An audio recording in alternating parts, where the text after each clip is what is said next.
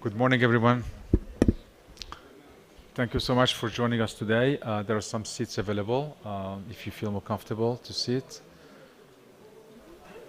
And this is a session on scaling responsible AI solutions. Can you hear me okay? Is that too loud? Okay.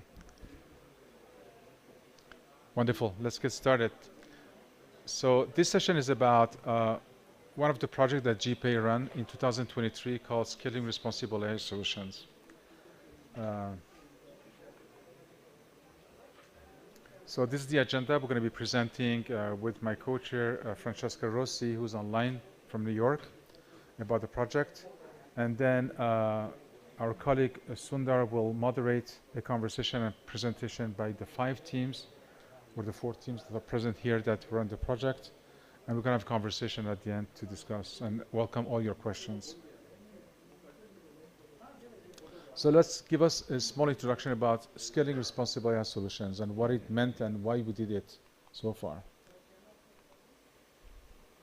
So the goal of the project was really to initially, knowing that everybody in the world right now is working on different AI solutions, whether on one side on the startup side or on the government side or academic front, there is a lot of emphasis on responsible AI and trustworthy and ethical conversation. So we wanted to have a sense of what responsible AI means and how people are working on it, and would their solutions are first responsible, would they scale? So the goal of the project was to give a number of teams globally a chance to get advice and support from us and learn from them as well about what challenges they're facing when they're building AI solutions, when they're trying to make those AI solutions responsible, and what challenges they face if they wanted to scale them.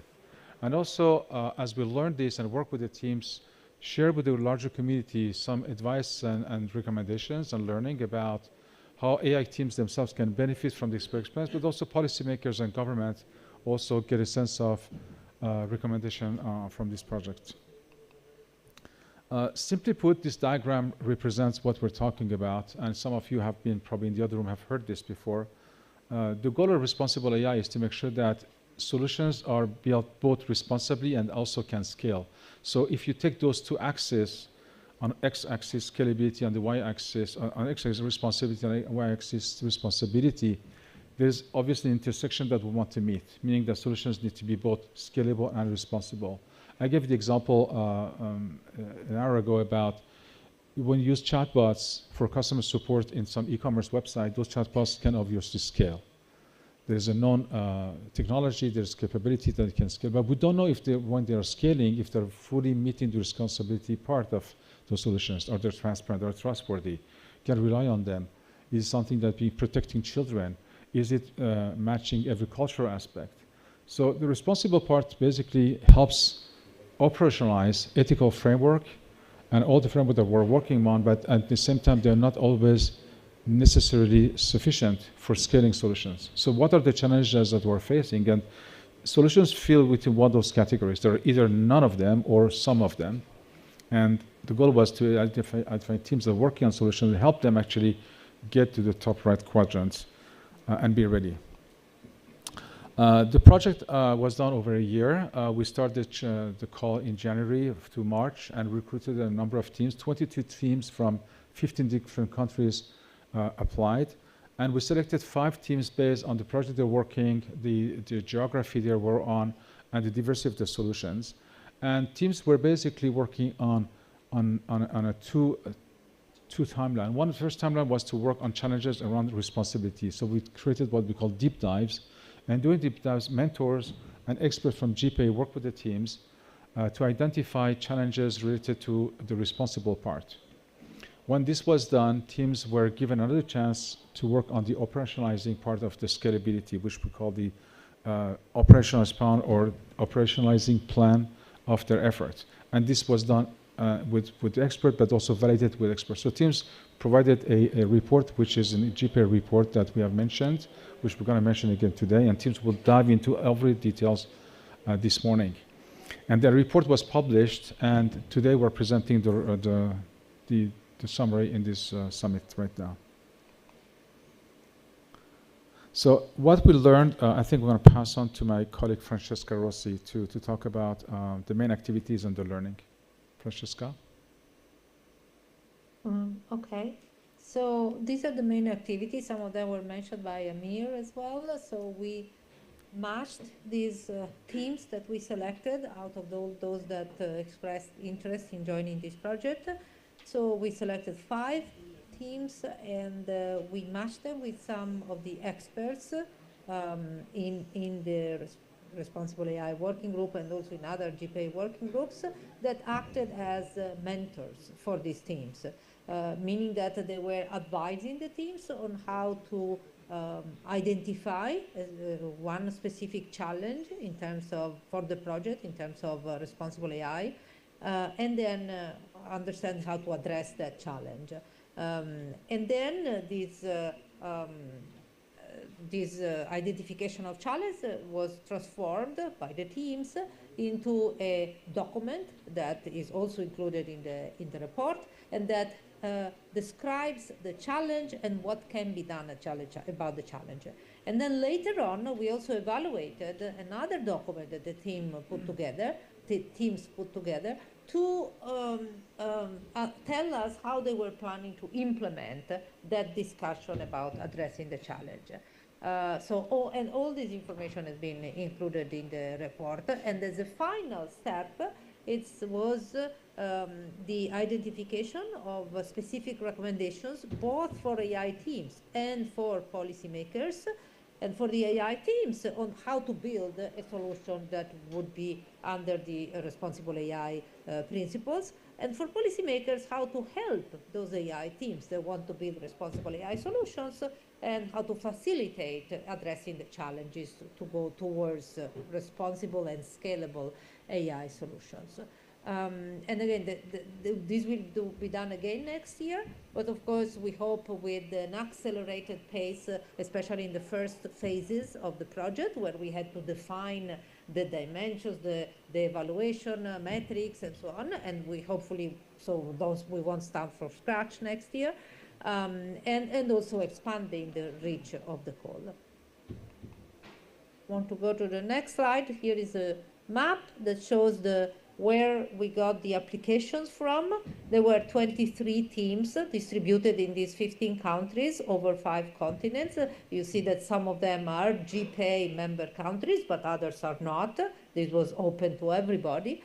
And at the end, out of these 23 teams that shown interest in working with us, we selected 5 of them. If you go to the next slide, there is a description of the 5 teams that participated with us in the project. And today you will see, I think, the presentation of 4 of them. But you will find the information about all 5 of them in the report that we put together. So you'll see that they cover a very wide set of countries. India as well, is the place where you are right now, but also Italy, Mexico, Canada, and Germany. They range from topics that have to do with the healthcare access, to workers' well-being, to the environment, to the auditing of AI systems, in particular AI chatbots, to the building of platforms, and in particular the Germany team is building a voice bot-based platform for democratic participation and awareness. So each one of these teams had, we focused with them on one challenge about responsible AI. And for that challenge, they did the mentorship phase and then the evaluation phase and on addressing that particular challenge. If you go to the next slide. So although these teams were very different, and also embedded into very different cultures and environments in terms of geographic location, but also AI maturity. Some of them were facing, we realized they were facing similar challenges in integrating responsible AI principles in their project. So, for example, challenges related to human-centeredness, to data governance frameworks, to consultation with stakeholders, the education of the users of their AI products, the testing, in a safe and effective testing of the product, and also maintaining the safety while scaling the solution across different contexts, and also the availability of resources and funding. So these are challenges that in some sense were shared by many of these 5 projects. You go to the next slide. So as I said, at the end, we compiled a list of recommendations for both policymakers and AI teams. Here you see just the titles of most of them, but in the report you'll find a lot more, deeper description of these recommendations. And you see they're very varied, but the whole point is really to help both AI teams, like the ones that we worked on, and many, many others, from the experience of what we learned from working with them. So the fact that they should focus on responsibility, not just at the end of the AI lifecycle, but also throughout the whole process, the identification of stakeholder and consultation, the impact assessment, the testing part, the data governance, and many others. So this is for AI teams. And for policymakers also to help them understand how they can help these teams that are willing to work towards making more responsible and scalable AI solutions. So the recommendation to work on setting standards, on regulate thinking and competitiveness, to build safe data infrastructures and public, to facilitate this controlled testing that the teams will need to do, to funding structures specific for responsible AI,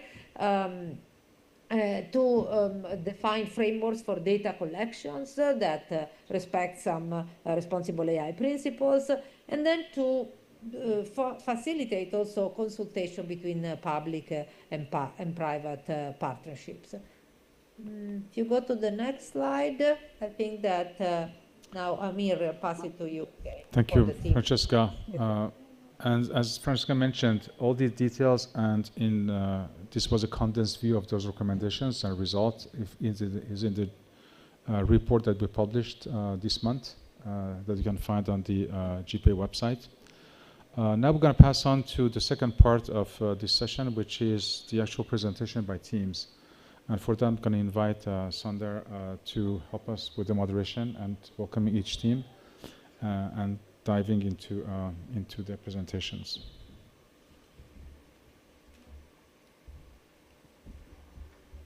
Thank you, Amir. My name is Sundar. My most recent work related to the topic here is I was a fellow at the World Economic Forum in the AI team, developing a framework for chatbots. And a couple of members on the panel were actually involved in that project as well. So we have, as Amir mentioned, we have 4 teams present here, and they will be presenting the work that they have been doing during the last few months along with us in terms of identifying the challenges that they have encountered in developing solutions in AI, both in responsible way and in scaling. And we will invite them to present now one by one, and then we will have a panel discussion afterwards. So the teams will present the following topics. They will present their project in terms of the topics they worked on and the solution, the approach they have taken to those particular problems. And in the process of doing this, working with us in the Scaling Responsible AI Solutions program, they have learned several things and they will share this experience. And they will also talk about how they plan to act upon what they have learned during this learnings during this project. So, and they will explain the next steps that they plan to take in order to achieve scalable and responsible AI solutions. So with that, we will move to the first presentation by Dr. Suresh Manuswamy on Comprehensive. It's an at-home universal primary healthcare solution.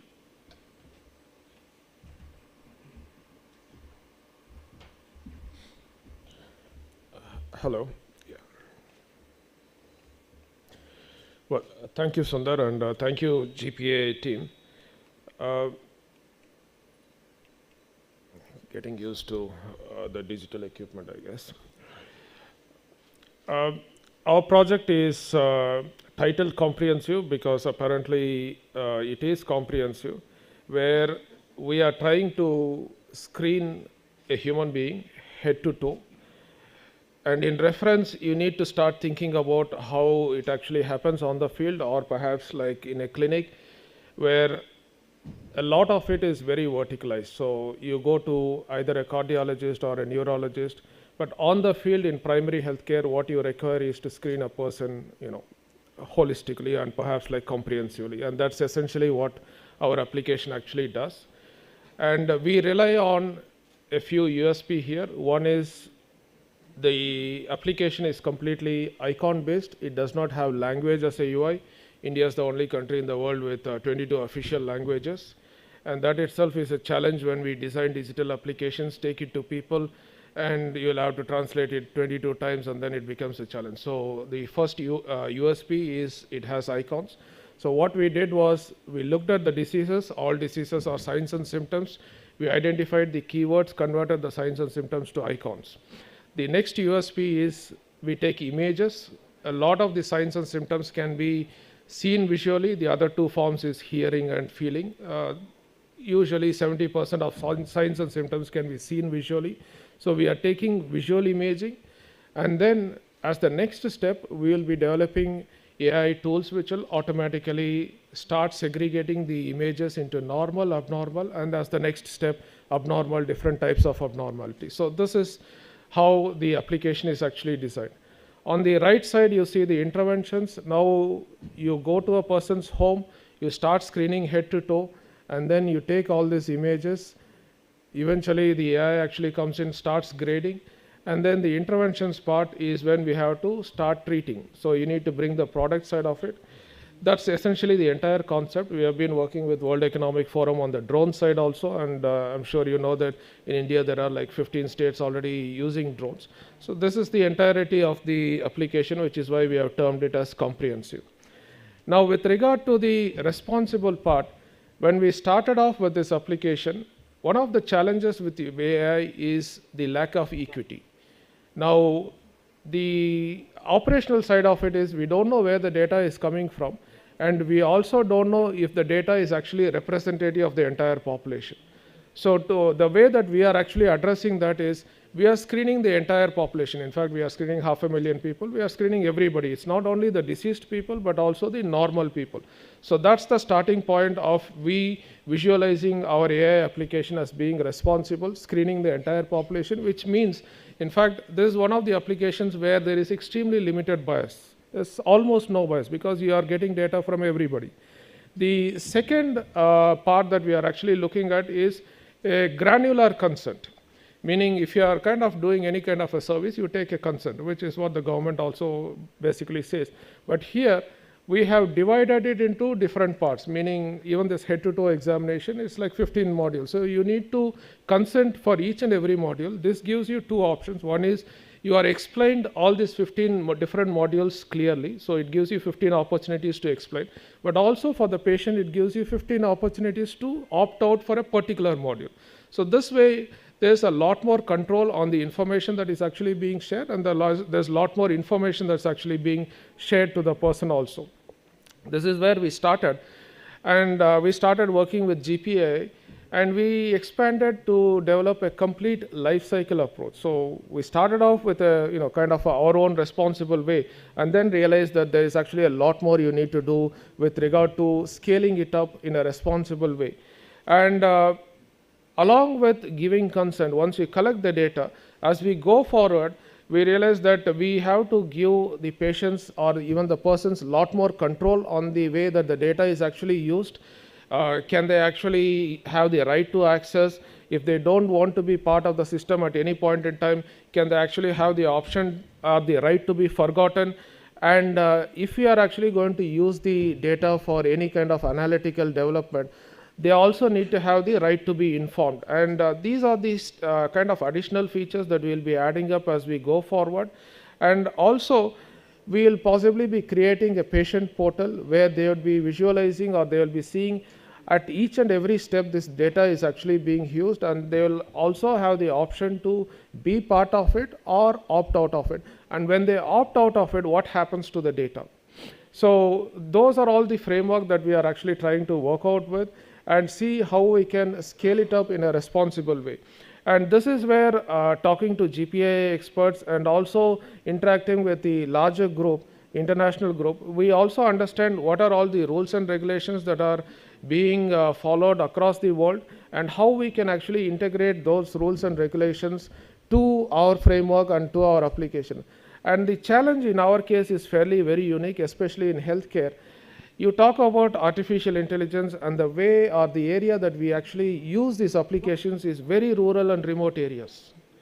In fact, like even in our present application, we trained healthcare workers. 40% of the healthcare workers never used a smartphone in their life. This is the first time they're actually using. So our application is fairly very usable because it's icon-based. Literacy is not actually a huge requirement. So we are able to train them. But on the other side, understanding AI to this population is a bit of a challenge. Even today, we have a challenge in vaccination where people refuse for it. And for these people to understand the logic behind it is a little bit of a challenge. So this is where you have a very steep gradient. On one side, you have this high-tech world trying to come out with the AI algorithms. On the other side, you actually have people who are barely trying to understand even what digitization is. They are only trying to get onto regular phones, smartphones. And then you need to make sure that you actually convey this information on what kind of data you are collecting, how you are going to use, how these AI algorithms were actually developed with their data, and then ensure that they are also part of your system. So these are all the challenges that we faced, and these are all the frameworks that we are trying to develop so that in some ways, at least slowly, this information can start percolating. So one of the outputs, or perhaps like the understanding that we came out with this after this discussion, is we need to rely more on multimedia based kind of approaches where we can take this information forward to them, not necessarily the publications that we actually do on the academic side and perhaps like presenting in these conferences, but we need to kind of make this information a lot more local. We need to make sure that this so-called AI development is actually being understood on the local level. So these are all the learnings that we actually had as part of this discussion. Also, as we go forward, we will create a data governance committee which will look at each and every data point. So each and every data point has to be justified. It's not simply collecting data for collecting data's sake, but you need to start justifying each and every data.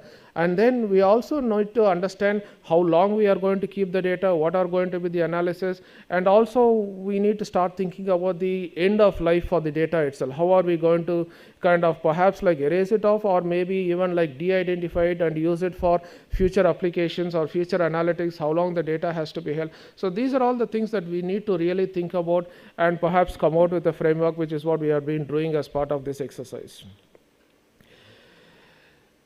The other part of it is the what we call validation of the AI algorithms. How do we validate these AI algorithms? In which case, we need to necessarily share the data to third-party evaluators, and how are we actually going to do that? So this is where we need to start looking at how to de-identify data, but still preserving the characteristics of the data, which will help us to come out with this validation, and then see the algorithms that we are actually developing will also perhaps be validated by other people who have access to this data, but in a de-identified way. So again, we are working on framework on how to de-identify the data and also give access to the stakeholders who might be coming out with parallel validation protocols, which will actually help us.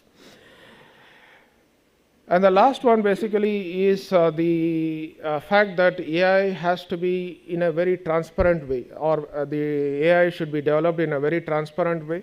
And this is where we need to document each and every step, as in like even coming out with the framework on why we are actually collecting the data. Explaining why is fairly very simple, as in like healthcare access is very challenged, it's very hard to find a doctor, but then coming out with an intelligent algorithm which is going to perhaps do the job in a primary care setup and for primary care services to a population who are basically just now looking at digitization and perhaps like just now stepping into digitization is going to be a challenge. So we are looking at different points here. One is on the technical side, coming out with these frameworks for data use, data lifecycle, and the other side, the social aspects of the artificial intelligence, which is how to explain AI to people who are going to be challenged in understanding. So these are some of the areas that we are actually working with, and it's going to be a continuous effort where we have come out with this framework.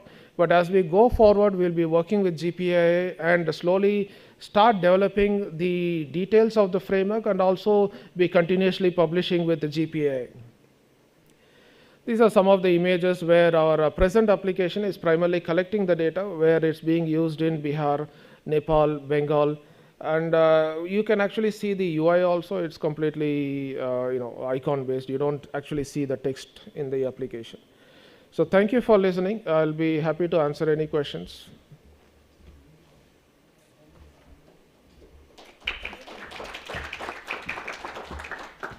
Thank you, Dr. Suresh. As you saw, this is the kind of the front end of the AI application, collecting data, and you're going to hear from the other panelists the other aspects of AI as well. So the next presentation is from Mexico. They are online, and this is about a application looking at from satellites of an area of Mexico called Jalisco. That's the first word there, Jalisco.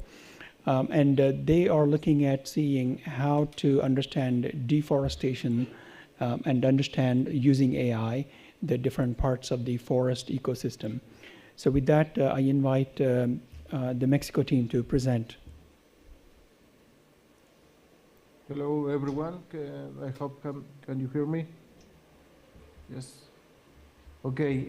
So great. We have a video. I don't know if someone give you the video. Please let me know.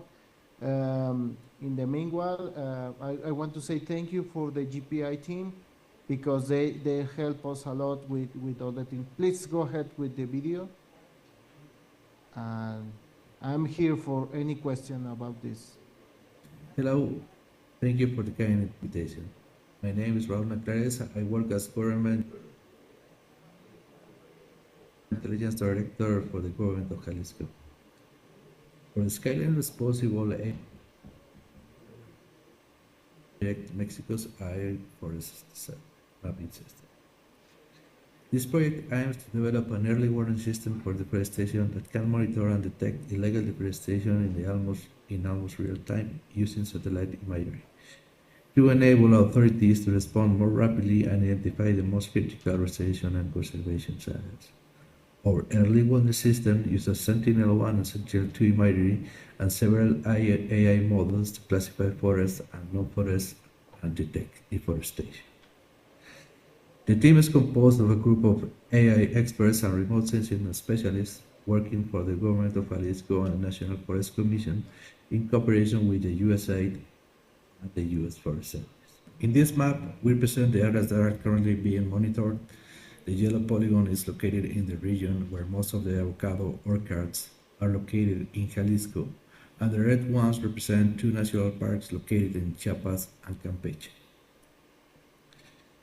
During our participation in the project, the discussion with the mentors allowed us to improve the definition and goals of the project.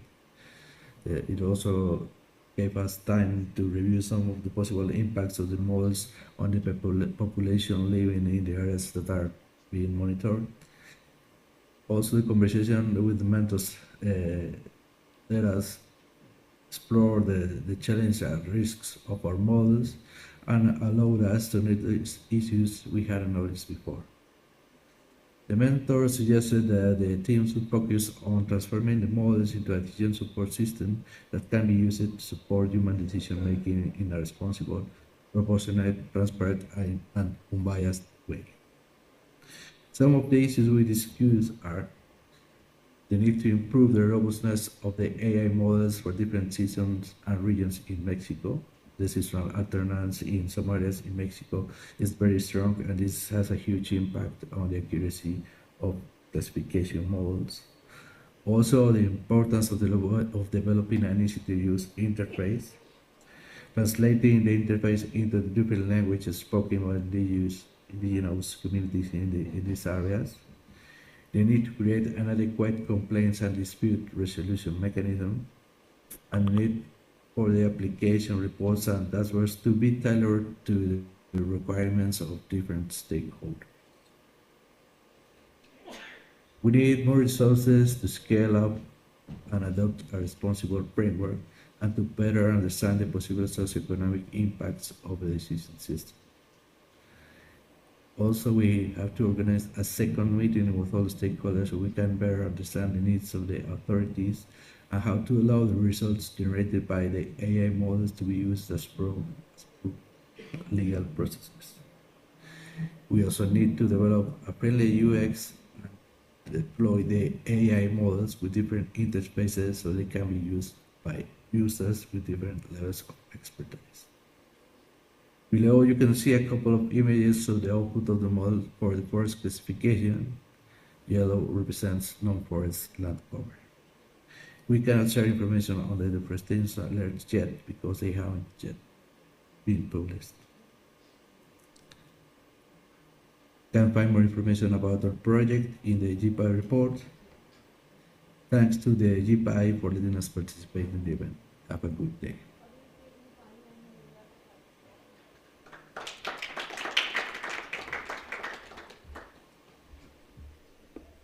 Thank you. Eduardo, do you want to say anything more about the project?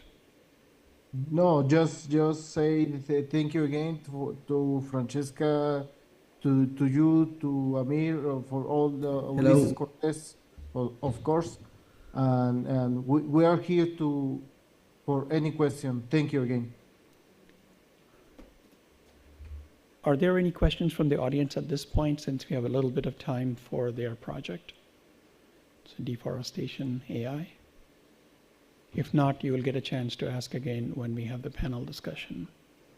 Okay. Thank you. Can we switch to the presentation?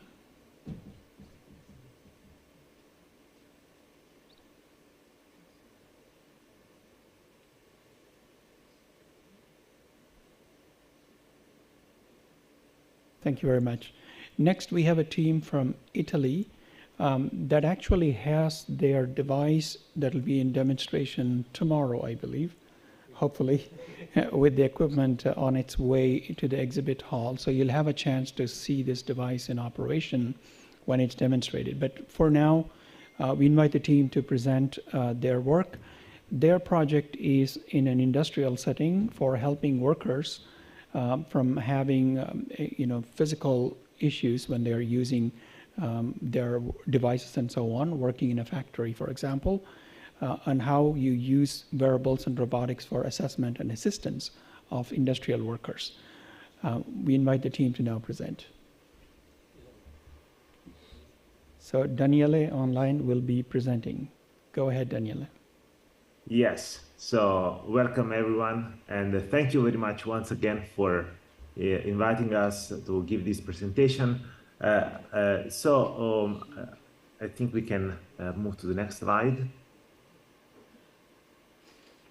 because I'm not in control of the presentation. Yeah.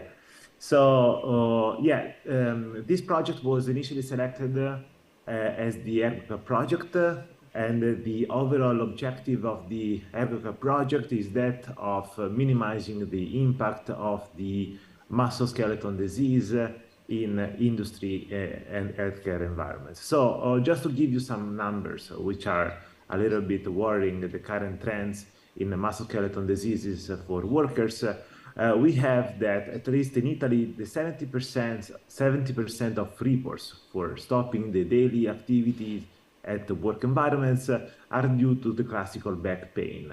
And this is clear. This trend is not only in Italy, we also in Europe, we have very worrying trends that somehow highlight the fact that the classical back pain and in general the musculoskeletal diseases is indeed a barrier for efficient productivity.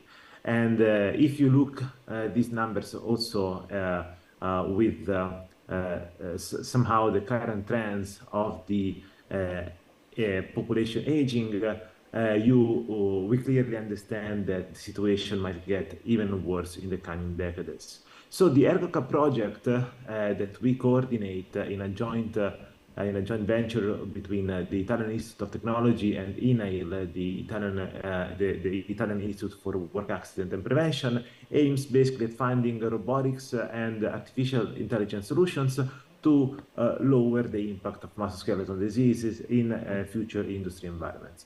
So the next slide shows the solutions that we propose. More precisely, we are proposing two solutions. The first one is humanoid robots that we are developing into the project. So if yes, if you can click on the yes. So basically, this is ErgoCub is the result of a project initiated 2 years ago with the Italian Institute for Insurance Against Accidents at Work. robot. It aimed at creating new humanoids and wearable technologies capable, thanks to artificial intelligence, of assessing and preventing health we can risks and watch that safety for video. workers in industrial and hospital settings. Its name refers precisely to ergonomics and also to iCub, a humanoid child from IIT, which served as the reference platform for developing the project. ErgoCub is 1 meter 50 centimeters tall and weighs almost 56 kilograms. It has hands optimized for carrying heavy loads, a face capable of displaying various expressions. It has tools for depth perception and navigation. It has a robust gait, can reach a speed of 3 kilometers per hour, practically the walking speed of a person, can recognize objects, manipulating them with both hands. It is capable of identifying when someone intends to hand it an object, take it, and then return it.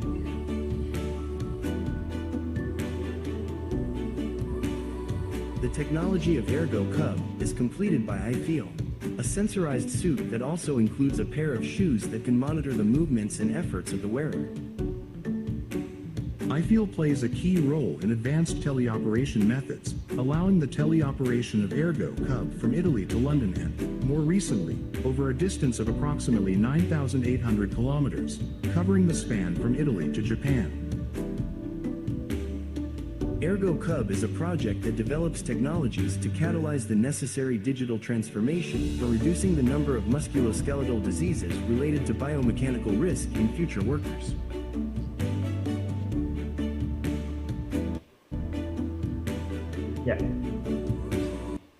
Yeah. So basically, the overall objective of the ErgoCub is that one of producing the humanoid robots and the wearable technologies for monitoring the future workers in healthcare and industry-like environments.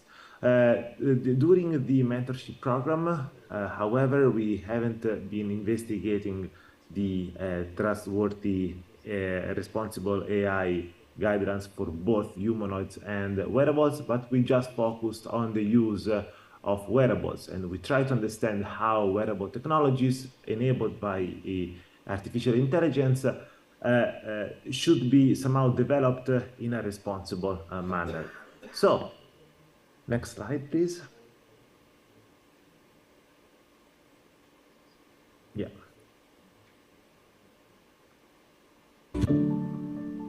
Next slide.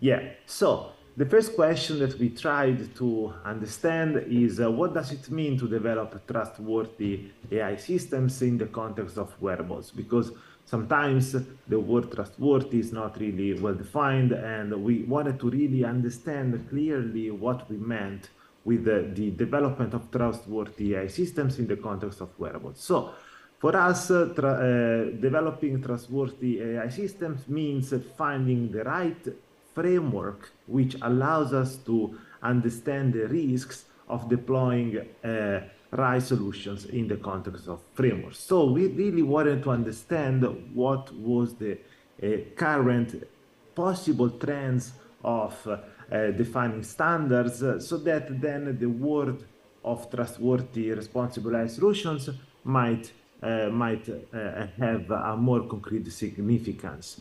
So, and if you look at the current trends that attempt to define these frameworks for defining the risks, AI solutions in wearables, we clearly understand that the state of the art is at a preliminary stage. So here just we mentioned three current under development frameworks for wearables.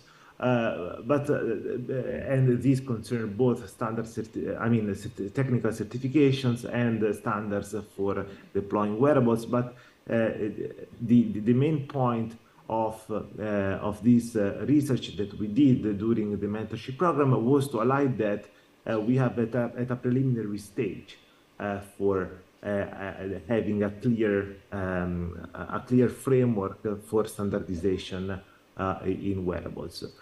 So the first exercise then we attempted to do was to define a new way for defining the requirements of responsible AI systems. And the first thing that actually we proposed was to decompose the requirements of wearables when enabled by AI into three categories. So the first one is technical requirements, where usually we encompass the classical requirements for the device itself. Then the socio-technical requirements, which is the intermediate spot between the technical and also the social requirements. So this categorization really allows any wearable device system that then also have AI on top of it to have a clear classifications of the features that might then induce different risks when deploying the whole system. And in fact, concerning deployment, if we can go next, concerning deployment, we have been looking for other frameworks which allow us to understand better the risks that we might encounter when deploying the AI system into real use cases. And for this, we have been researching the state of the art, and we identified the NIST risk management framework, which is a new framework recently released by NIST, and it consists of four main horizontal functions, which is govern, map, measure, manage.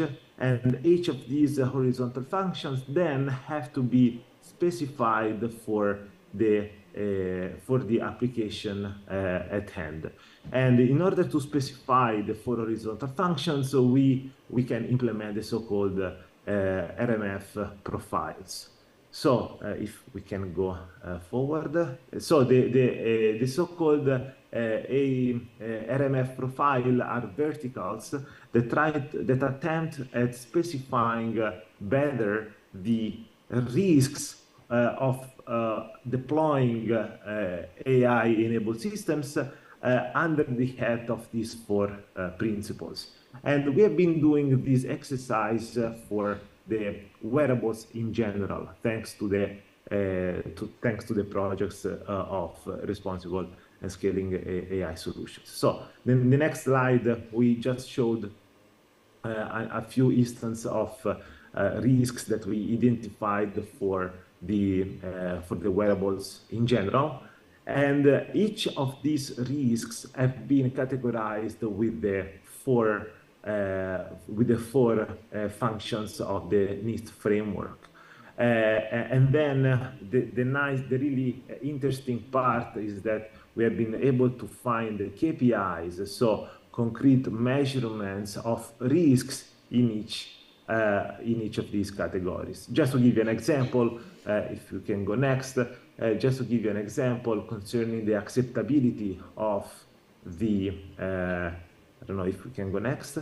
Yeah, concerning the acceptability of future wearable solutions enabled by AI, understanding how to find metrics that then can quantify if the system will be accepted or not by real workers has not been an easy an easy exercise, but we think that this is a fundamental step if we want the technology to be accepted in future work environments. So to conclude, next.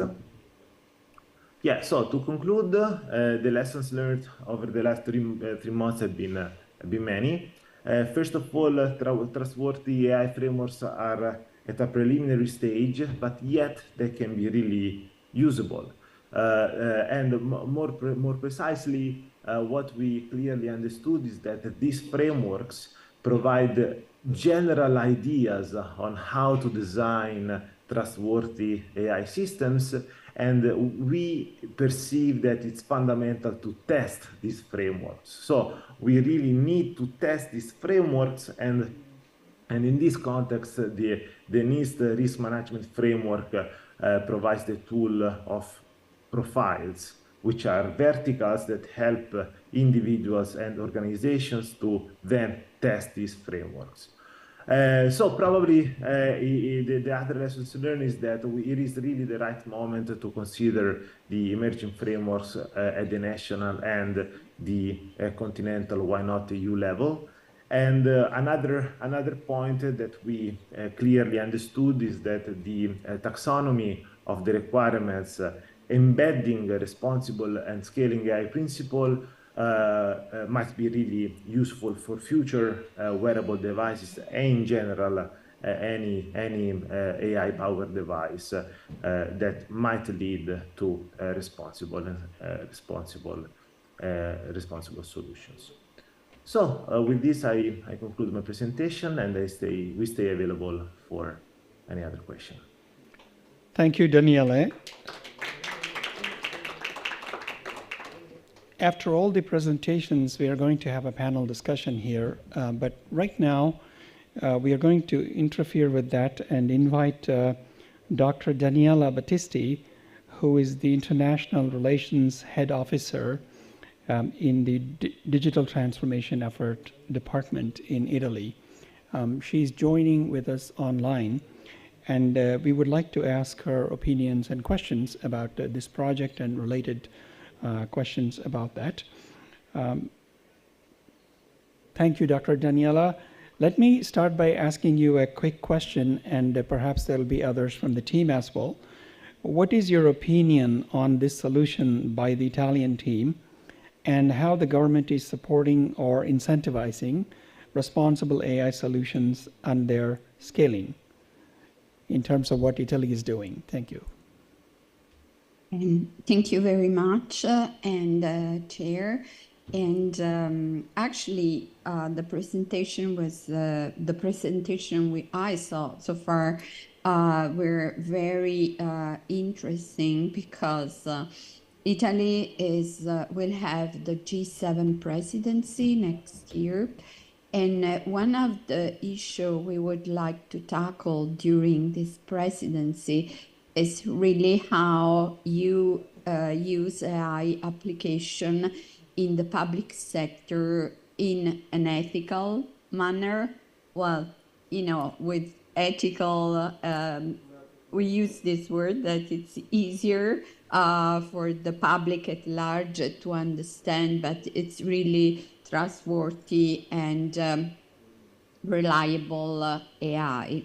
So this panel is actually very interesting to me, because that's exactly what we are trying to understand as government, how you can operationalize principles and recommendation, which is never easy. And Daniele showed it very well, because well, of course, you have the intersection where you have technical standards, and in a way that's easier because you already have a framework. But then there is all the rest, which is not in a way formalized and has metric to apply. So this is it's a difficult question for governments, because we are aware that this is an issue,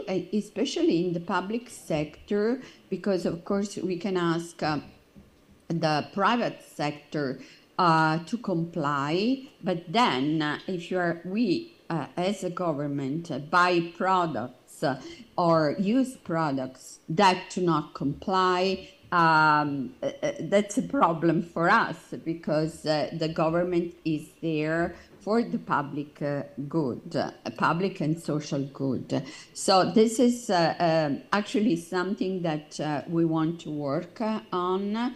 And the work that GPI is doing is in this area. It's very important to us.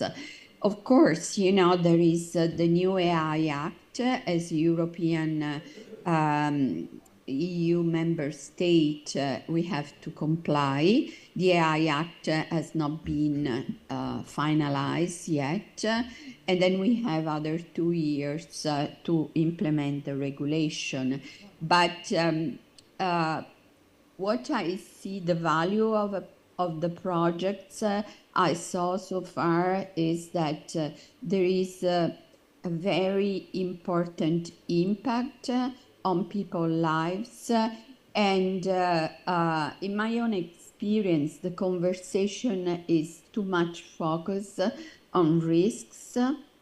I mean, if you open a newspaper today, it's really about AI and destruction of humanity. So probably what we need right now is the support from the scientific community in focusing on the positive aspects instead of the negative aspects. Because of course, you know, people tend to listen to the bad news, not to the good news. I don't know if I answer your question, but I mean, truly there is a commitment to work within the G7 family. I guess the GPA would be part of the conversation as it was during the Hiroshima process. And so possibly we want to see more of this example and understand how the regulation or the regulatory framework can be simplified and can help. Just, you know, an example that I use with policymakers or politicians is the one with the seat belt, because that's easier to understand, you know. I mean, there was the first seat belt, probably it wasn't as efficient as the one we had now. And then we had the bags, you know, complementing the use of the seatbelt. And then we discovered that the seatbelt, in a way, they were made for men and not for women. So I believe that with AI and AI application like the ones I saw this morning, well, in Italy it's early morning, I think that go in that direction. But of course, there must be more interaction, because AI is a totally new field that escape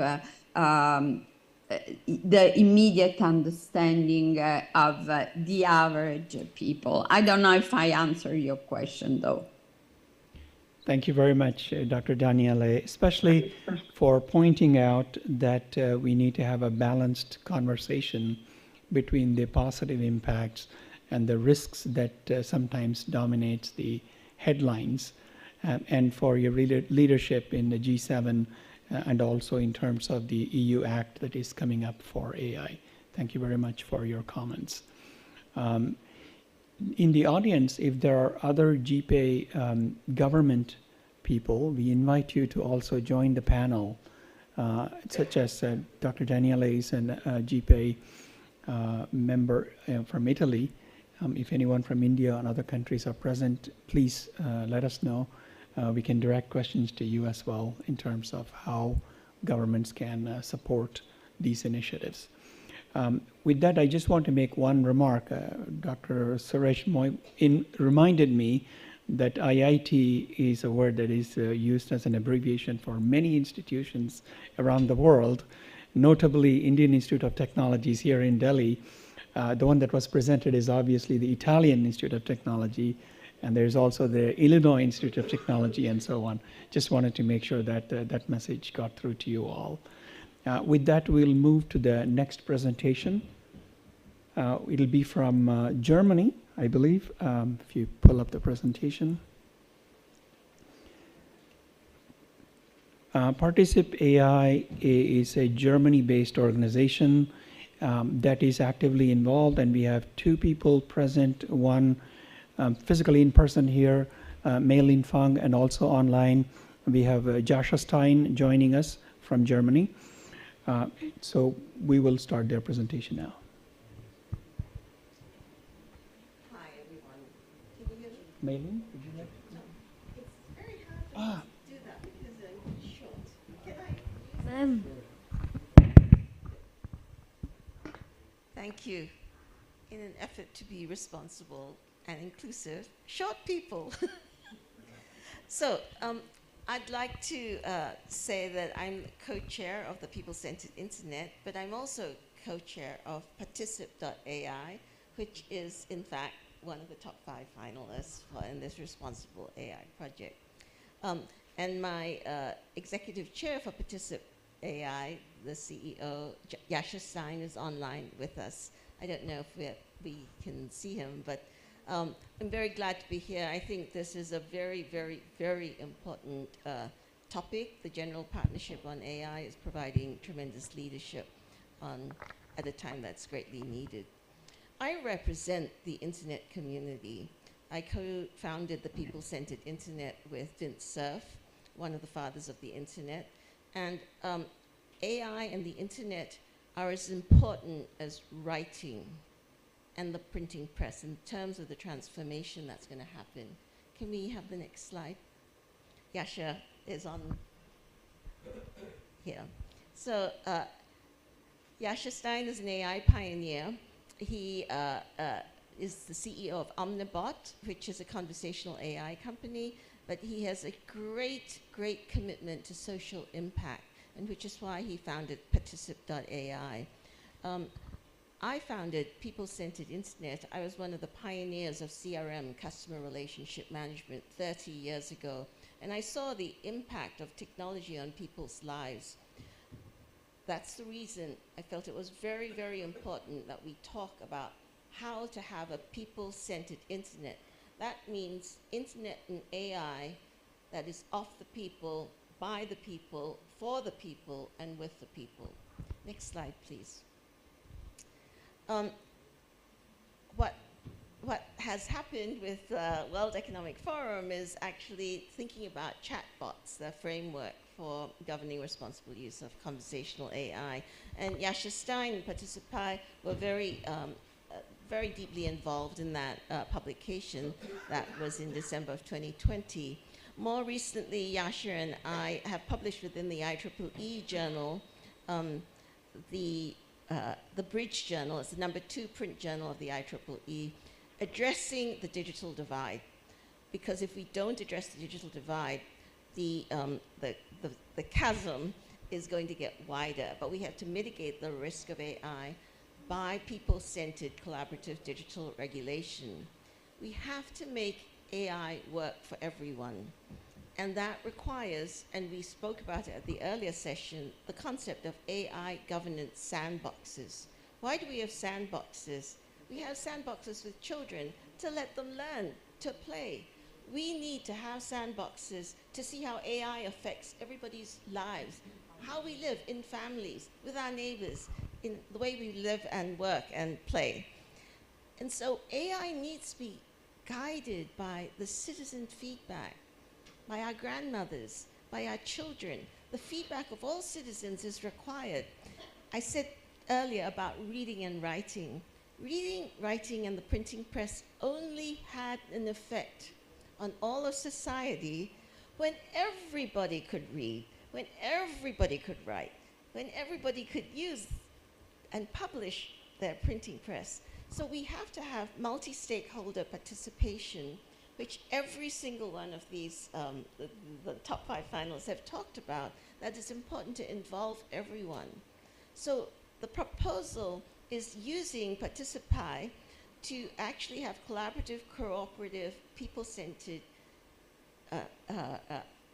data networks where every community has data which can use AI to help that community flourish, to prosper, where every single person has a chance to shape AI. Next slide, please. And what is this? We've got to have the public sector, the private sector, and the social sector collaborating with the people, not just the leaders of these sectors, but the actual people. I have been in Silicon Valley for 4 decades. I was brought in by the US Department of Defense to look at the future of health. Within that, we found one of the most powerful multi-stakeholder approaches for partnership in the area of health. This has been published, called the Practical Playbook, how communities can share and learn. AI is not something that one country, one community, or Oxford can decide everything. One community might focus on a particular area, children. Another might, in industry, look at AI wearables. Another in the factories. Each of us are going to learn things, and we can learn and share from each other. And that's what Participy can allow us to do. Next slide, please. So participation,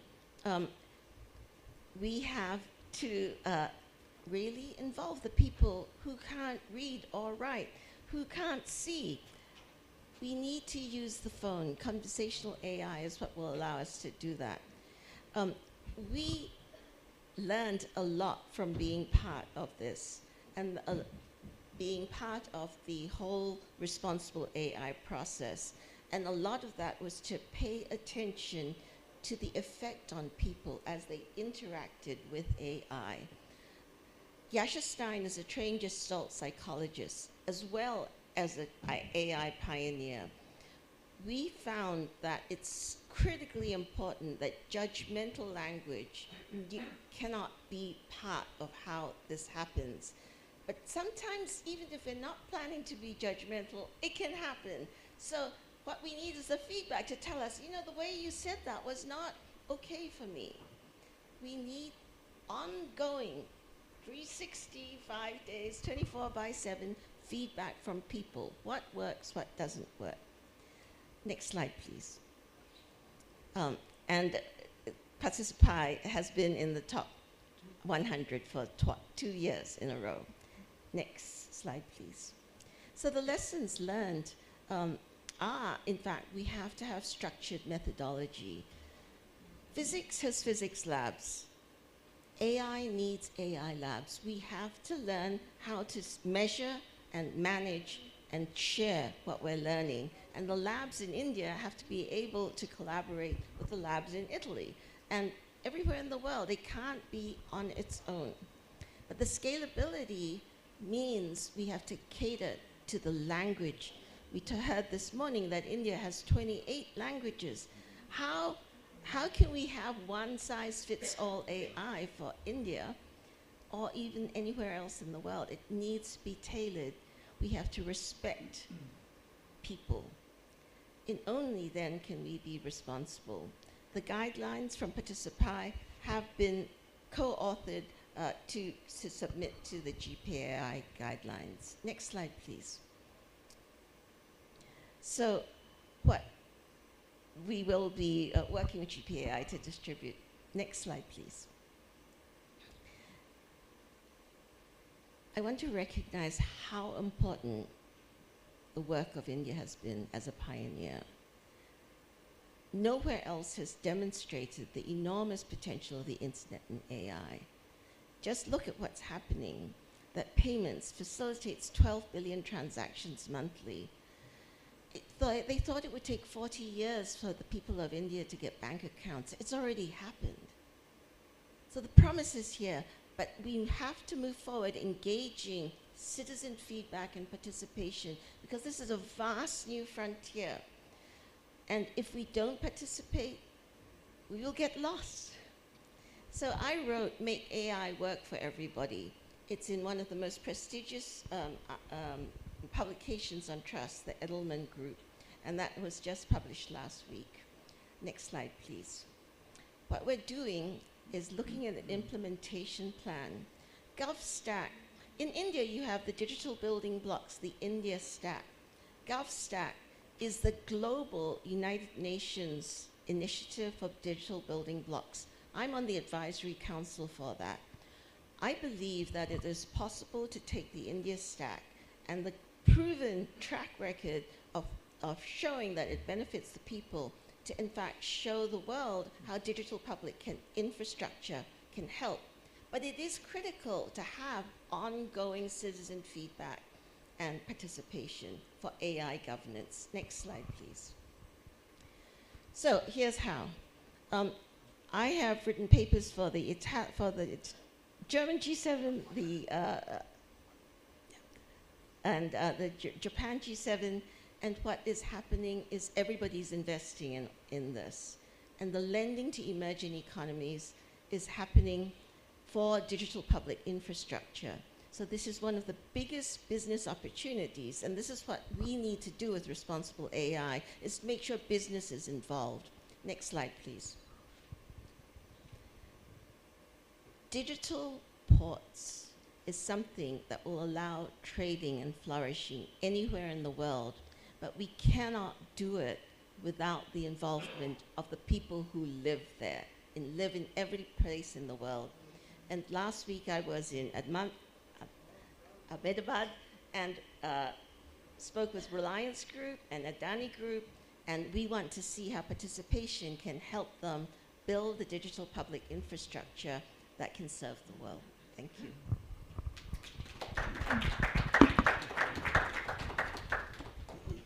Thank you very much. I don't know if there's other comment from the team, but hopefully you can share with us in the future some of the implementation and the guideline that you worked with us during the GPA project. We work with the team to identify ways to implement ethical framework into the voice system. They are working on it right now, so I think they have not to share just yet, but they will probably share in the future. So thank you very much for the presentation.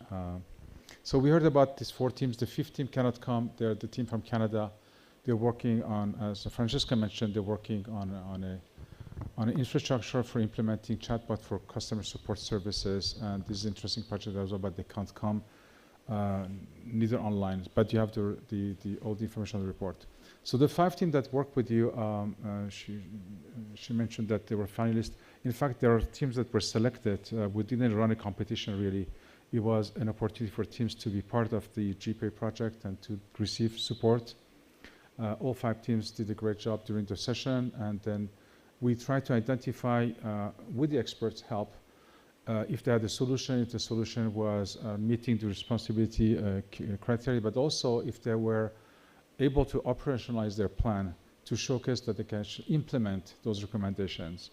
All teams work great. One of the teams, we wanted to give all the teams some form of recognition, but one of the teams actually manifested itself more in terms of actually providing a full operational plan of implementation and showing readiness for launching and basically the solution. And that team is a Team Italy. Would like to recognize them and give them this recognition that we call changemaker, responsible changemaker, which basically means that the team has done enough to demonstrate readiness for scaling responsibly on their solution. So we have a little award to give you, which I guess I'm going to leave it to you. This is basically a recognition of your work during this session. Thank you.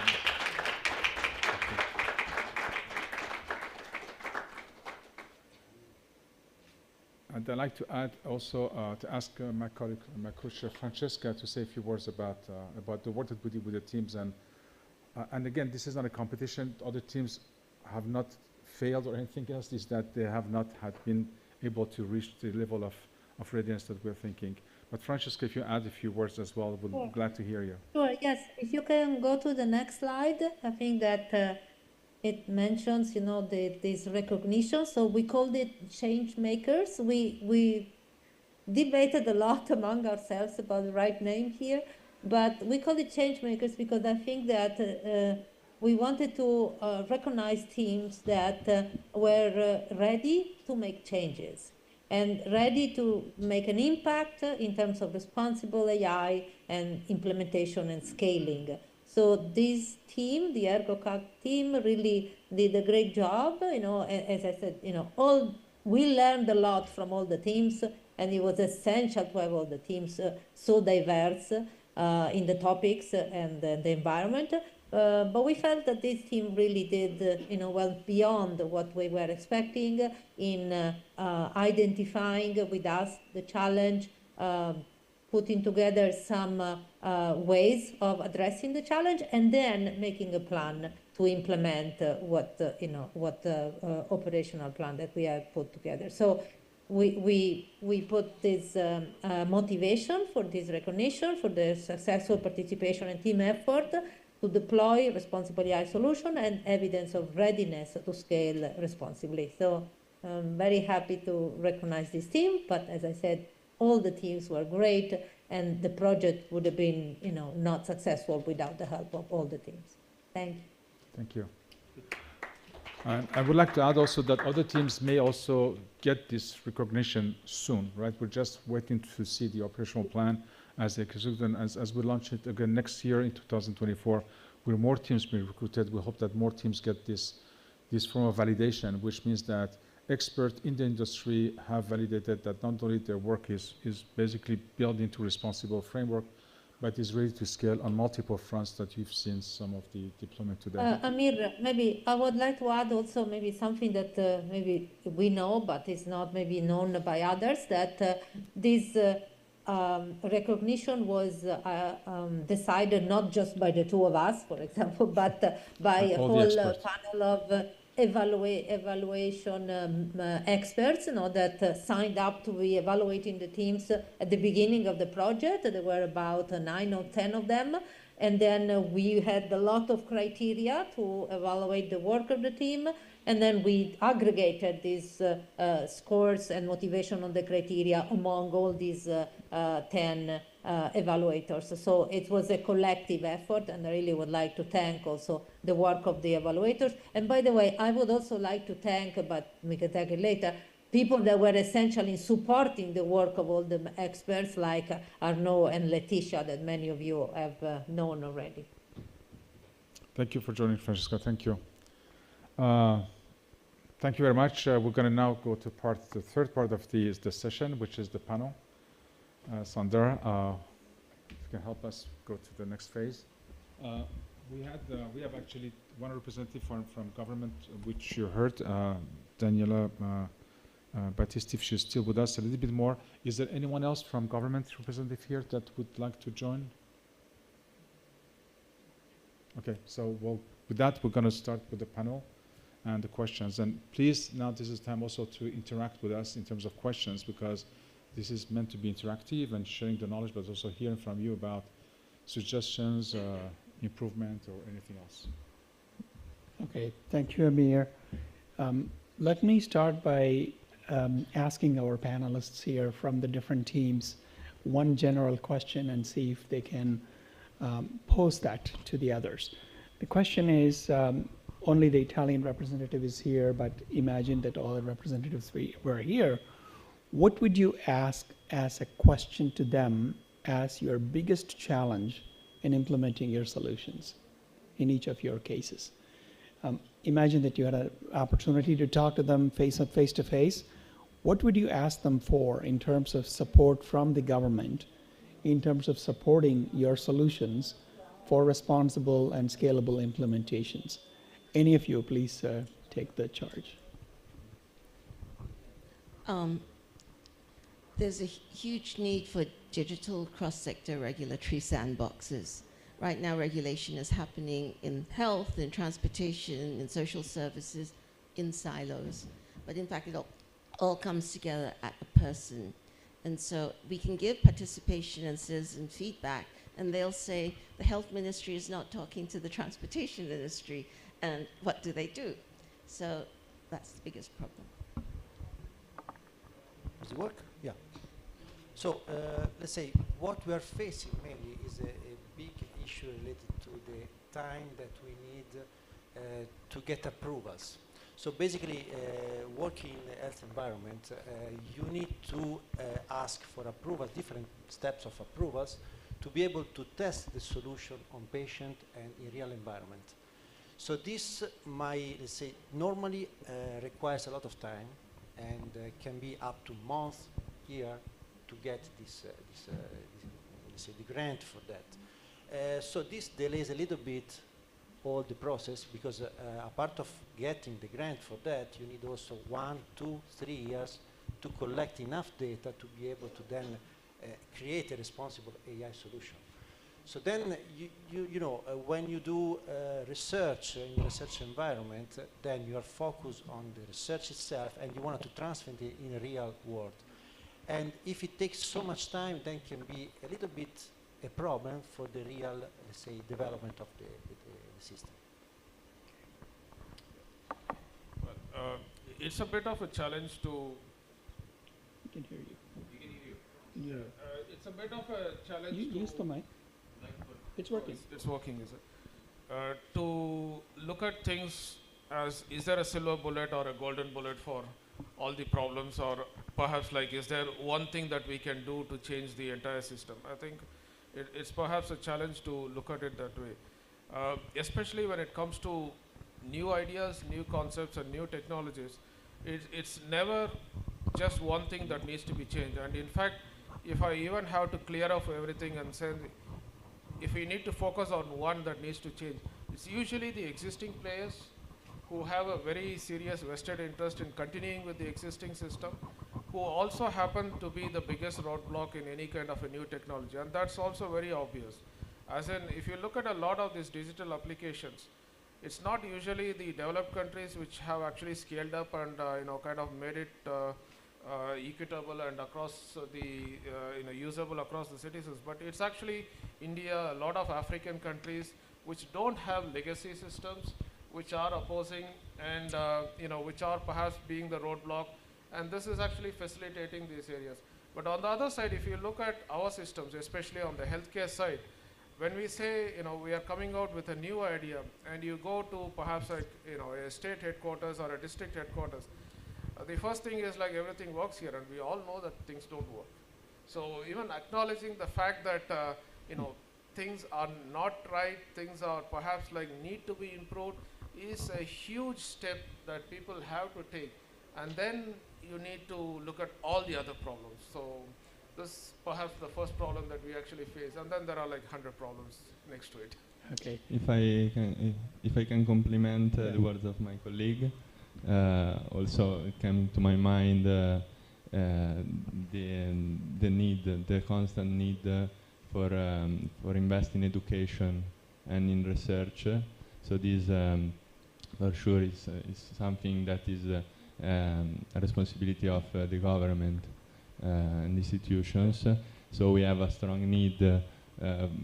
Basically, I think about the basic things. So having a lot of people that are well instructed and very expert in our sector that can help us to continue to pursue our research work, as well as complementary experts in other fields to make our work be effective in the real life. Mm-hmm. And also for research, because for sure we rely on public money, and without this we could not exist. So, yeah. Thank you. Eduardo, do you have any comments from Mexico? I see your hands raised, so yes. Thank you. Yeah, sure. First, I want to say that the government is not unique entity, you know. We are in the government, but there is a regional government, federal government, and some people who make the rules, the regulation, these kind of things. In our project, we learned that because we are part of this government, that we need more communication channels with all the levels of the government. in order to implement these projects. And of course, we need some resources to do this, some organization, these kind of things. But this is important to remember that the government is not a unique entity, and we need to interact with several levels in the government. I don't know if somebody from Mexico are there in GPA and in India, but we believe that it would be great to have a better communication with all the levels of the government in order to create better implementation. That is my main comment. Thank you, Eduardo. I think we saw a broad set of comments here, starting from people participation, governments acknowledging that their systems may not be working and new solutions may be needed, to improving the approval processes, providing support, and as well as dealing with the different levels of government. There are many countries that have the federal government structure where people have to deal with the central, state, and city level entities. So there's very many suggestions coming from the teams. I hope people from the government take note of these suggestions coming from the teams as well. Daniela, I think you may have to leave soon. So do you have any reactions? Do you have any comments? Please let us know here. I think that there is an aspect that was raised by one of the speakers that I believe it's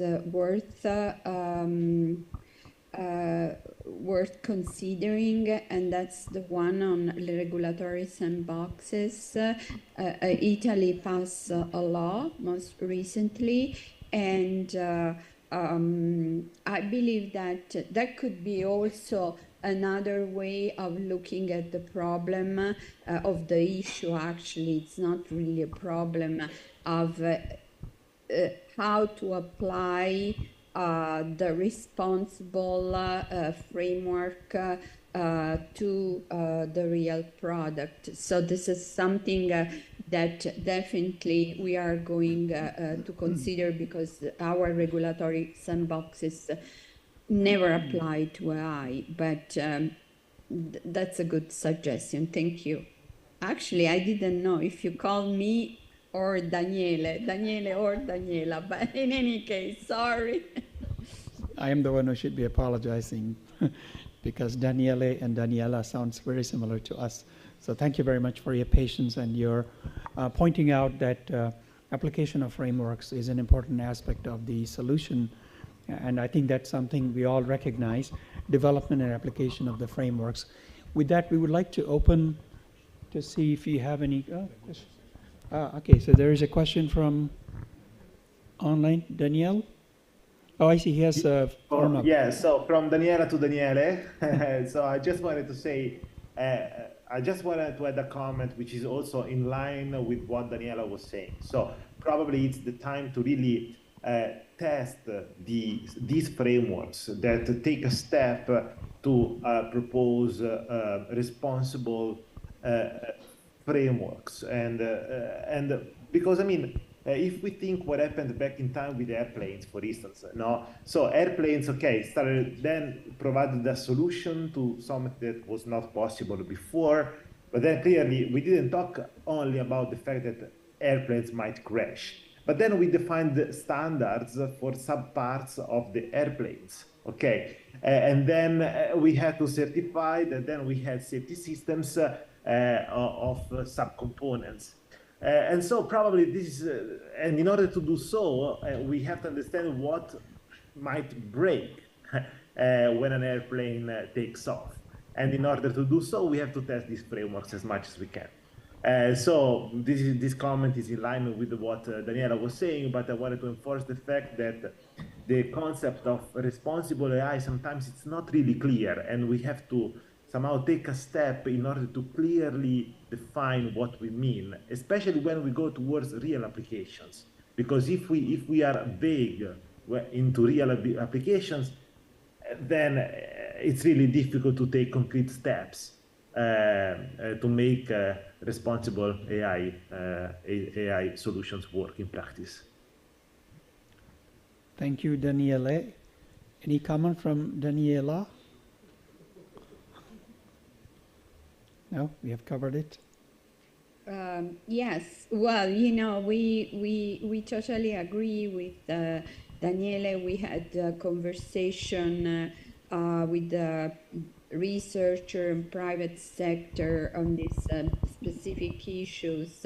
And as I say, we are taking this opportunity of the Italian presidency of G7 to at least within the G7 context start to think about what responsible means in practical terms, because otherwise, as I tried to say at the beginning, the conversation becomes very blurred, and even policymakers are at loss. So they are always talking about defending humanity, and without considering, as Daniele said, that if we do not move from that conversation, we will never empower people, because the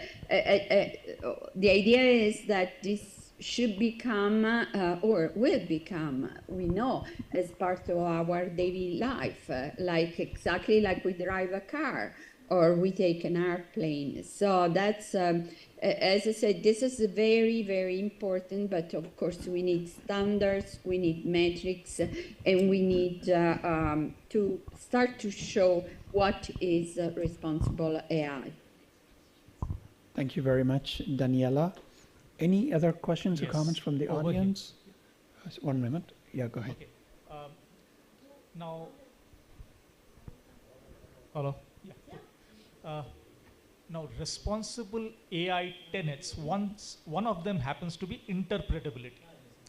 Now, I saw 3 of the solutions, 2 of them implementation, at least I did not see, but all the 3 implementations seems to be image-based.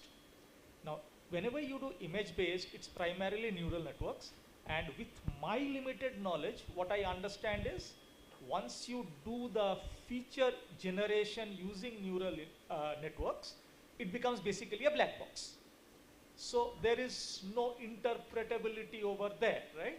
So the question is, when you speak of responsible AI and so much about interpretability, is there some mechanism in development, in research phase maybe, which allows you to do that?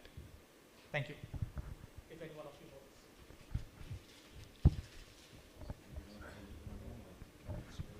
Yeah, it's not necessarily a single method here that you need to use to identify the features within an image and then say, okay, this could be, you know, this feature, and then come out with an assumption at least. How do we bring in interpretability into this method here?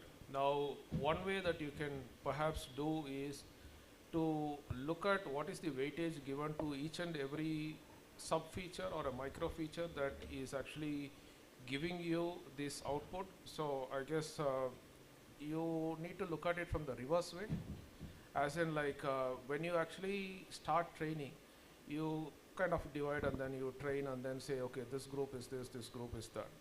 But then once you do that, you can actually go back the reverse way and see what are the contributors to selecting this into this group and this group, and then you will be able to understand. So that's one way you can actually do it. That's not scalable, right? Yeah, let me kind of take it forward a little bit. In our case, what we are actually seeing, or what we are even thinking of doing it, is why are we actually using everybody's image to come out with some kind of an average, bring in a new image, and then see where this image actually goes? Is it above average or below average?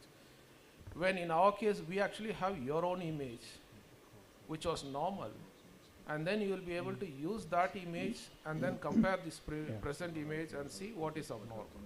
So here you have a very clear, straightforward way to interpret what is going to be the outcome, because you are not comparing the averages of all the previous images, but rather your own normal image and saying, hey, this is the normal image, this seems to be somewhat of a difference, and this is the abnormality. So there's a very clear path to interpretability to the what you call outputs that you are actually coming out.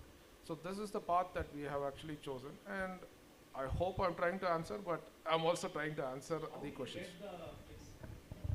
Why do people come to you when they don't have a problem, so that you have that data? You know? I agree. I mean, this has been an area where we actually discussed a lot, and I'll try to say that I'm going to attempt to answer your question. You are at liberty to agree or disagree. Now, everybody knows prevention is better than cure. Have we agreed? So if I have to prevent a disease, I'll have to prevent a disease at a very early stage.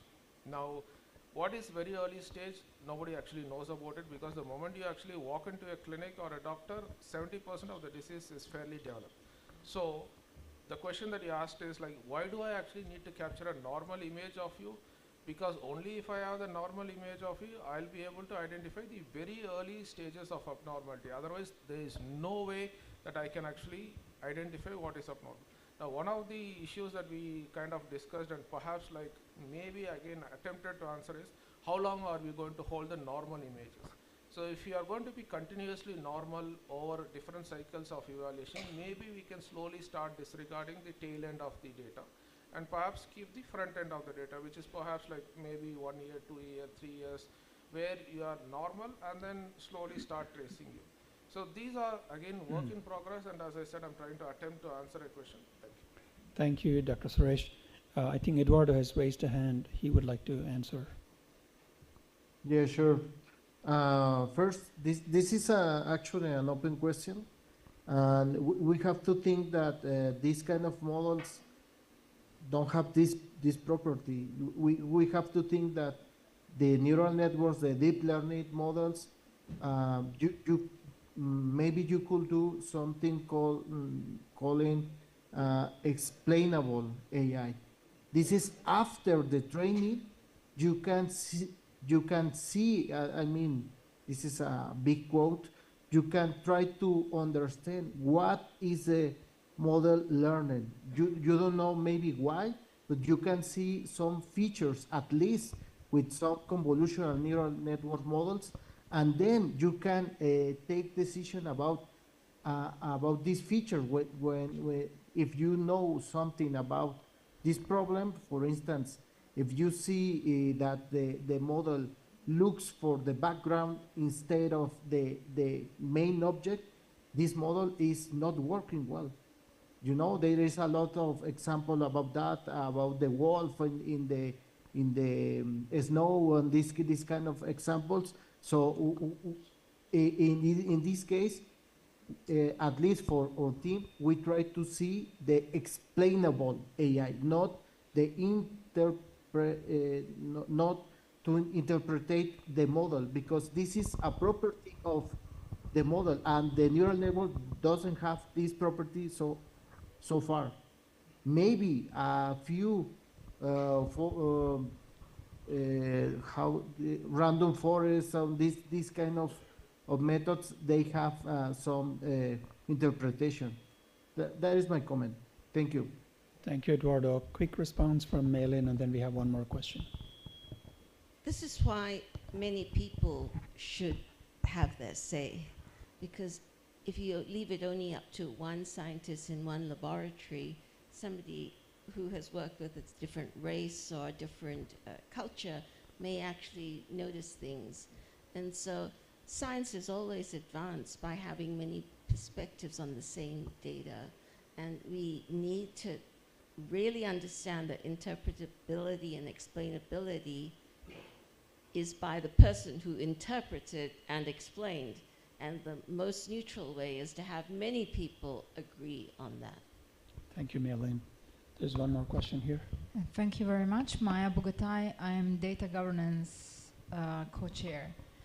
So I have one comment and one question. Comment is data governance should be which is the mother of artificial intelligence, should be done according to the data justice principles, and then many problems go away, including that the people who want to control AI have better understanding what's the AI for, so there is a easier adoption phase, or you don't need to preach that you need to use AI, but people start to use AI. So the first comment as a co-chair of data governance. The second is the question. Amazing project, but I don't understand how you are originally financed, whether you come from research, whether there is some private funding. Probably there is a difference between all these different projects. And here is the question. Scalability probably means that the developments of AI solutions are ready to attract bigger investments. How to prevent that something that is labeled responsible AI stays responsible, even if it attracts private money? Thank you. Right. Excellent questions. First of all, thank you for pointing out that data and AI are jointed at the hip, and you cannot think of one without the other. Thank you. Any of the team members want to talk about the question that was posed? Yeah, I think we need to really consider labeling and licensing for AI and certification over its entire life cycle of use. And we are really at the very earliest stage of maturity about thinking about that. But if we don't step up to it, we will continue to debate and tell anecdotes and tell stories. We need to label and license. We need to have the AI producers be held accountable to their claims, and actually if their claims aren't met, say so. We've done labeling and licensing for drugs, for food, for almost everything else. We have to do it for AI. Thank you. Daniele, you have a comment? Can I add? Yeah. So I just wanted to remark that I think that it's going to be really difficult to prevent the fact that the AI can be used in a wrong way. It's like preventing that we use a car to invest people. I mean, this is not going to be possible. Okay. So once again, even if data are acquired are taken the right way, and then we might put in place some mechanisms that control the development of right solutions, it's going to be probably impossible to prevent. So I wouldn't use this word, prevent, the fact that some of these solutions might be used in the wrong way.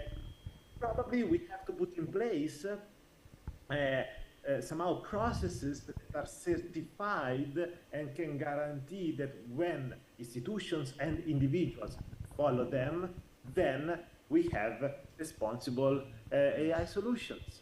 And that these individuals and institutions should be somehow helped or encouraged, or I don't know, receive special gratifications from society. We have to put in place these reward mechanisms. But somehow there will always be benign and non-benign use of AI. And actually what I think is that if we put too many constraints, then we risk to somehow constrain the benign applications, and the bad ones that do not follow them then somehow are really impossible to track. Okay, so we have to be careful, okay, in these regulatory frameworks. And once again, probably the testing of the AI solutions will really reveal what is the best way to get a responsible AI solutions that will depend upon the specific use case.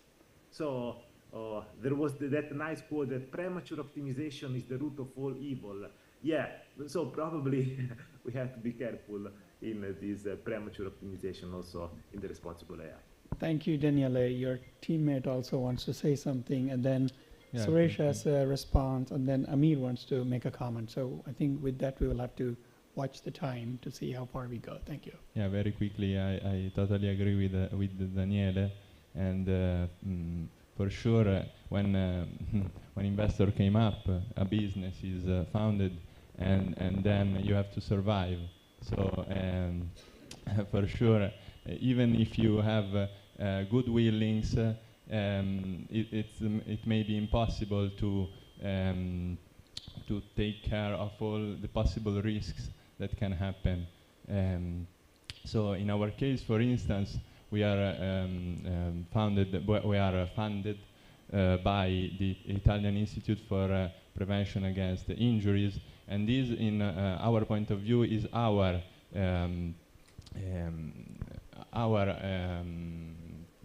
way to try to be responsible, to do the things in the best way possible, to take care of a lot of aspects related to the social goodness of our future product. But for sure, there are aspects that we are not considering, maybe. We don't know, so it's a work in progress. And yeah. Thank you. Suresh? Yeah, I think there are actually live examples where digital platforms are actually responsible and equitable, at least in our case, the UPI, where there are private players operating on top of UPI, but government sets the larger framework and everybody operates. So there's a role for government and there's also a role for the private players, and both can actually coexist. There's also another example, which is the ONDC, where e-commerce players are operating on top of the ONDC framework, and there is scope for both of them to work together. In our case, when you are talking about healthcare, there's this broad concept of universal healthcare, which again, every government wants to actually roll it out, even in the developing countries. So there are actually frameworks. What we are trying to do is bring in AI to make these frameworks work a lot better. So as long as we kind of integrate our work, the broader work, into existing frameworks, and also find space for the government to monitor and perhaps like come out with a governance framework where the private players can improve the efficiencies and effectiveness of these services, I think both can coexist and work together. And this is something that seems to be working, and I hope it's going to continue working. What was not working was the social media platforms, which unfortunately went out of the hands of the government, and I guess that's causing a lot of issues. I think that's a different discussion. I wanted to add something. Very good question, by the way. This is one of the foundation of this project. It started with these assumptions that as many as good application we find that could be deemed responsible or ethical or explainable or beneficial to people, they're not commercially necessarily viable. And the support from them needs to come either from a common good bucket of money, could be foundations or government or taxes, or could be coming from private money. So the answer is unknown right now. The work that we're doing is to identify cases for responsible scaling, and those could be probably a candidate for new discussion on business models. I think it's commonly agreed today, after all these discussions on AI in the past few years, that as much we pursue technology innovation, we need also to pursue social innovation. That could basically accompany that, but also help us understand how to use it. And that social innovation could probably lead to better policy or to some form of support and incentivize for new business model innovation, a new form of collaboration, as was mentioned here. I think what Daniela said is that we have no choice when we touch humans and their lives to be responsible no matter what.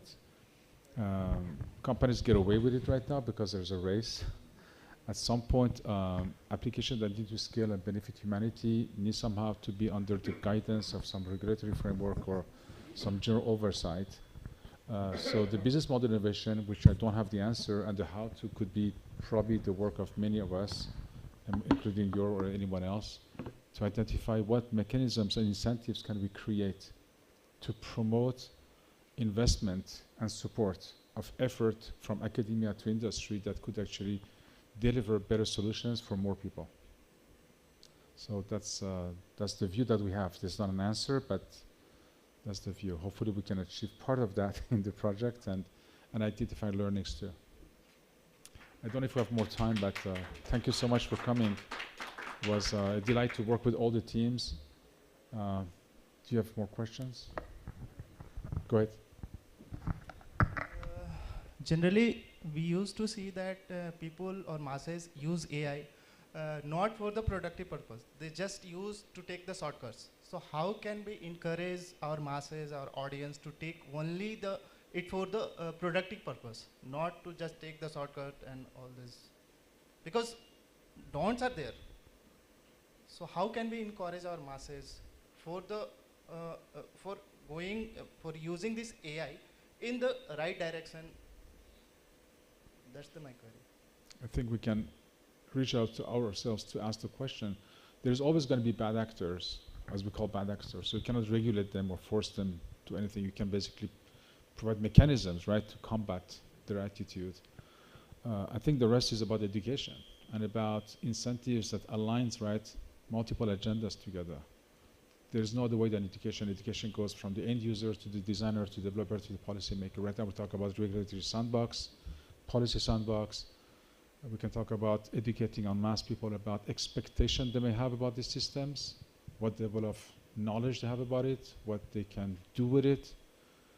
It's like taking a driver's license for driving a car, right? At some point there is a rule of the road and there is a exam that you have to pass, you have to test the car, and you basically it's a privilege to use that car. So if you don't abide by that, you don't do that. But pretty much you want to educate people more and more. So I don't think there's a silver bullet to that answer. We're all trying to do the right thing. Economic incentives have to be most aligned first. Yeah. Well, I think we're past the time that we are, but so we're going to stay here if you have more questions ourselves. But thank you so much for coming, and we hope you have a wonderful summit in the next 2 days. Thank you very much. Thank you.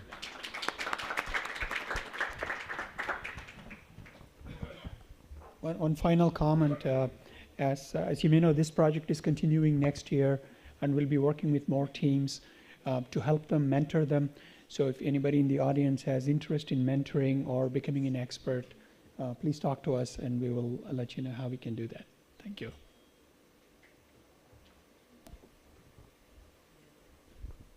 Just want to announce for lunch. So for lunch for speakers is at the Leaders Lounge, right next to the summit at level 2. And lunch for everyone else is in hall 14 in the first floor. Thank you.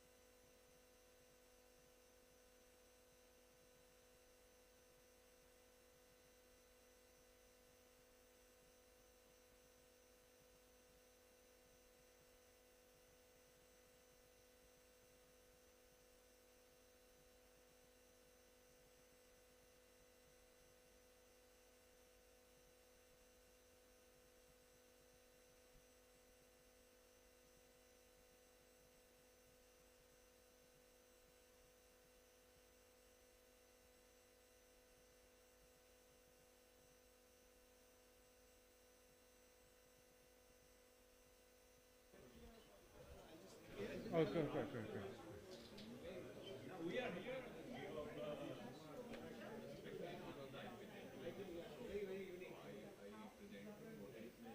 Yeah, the process is awesome.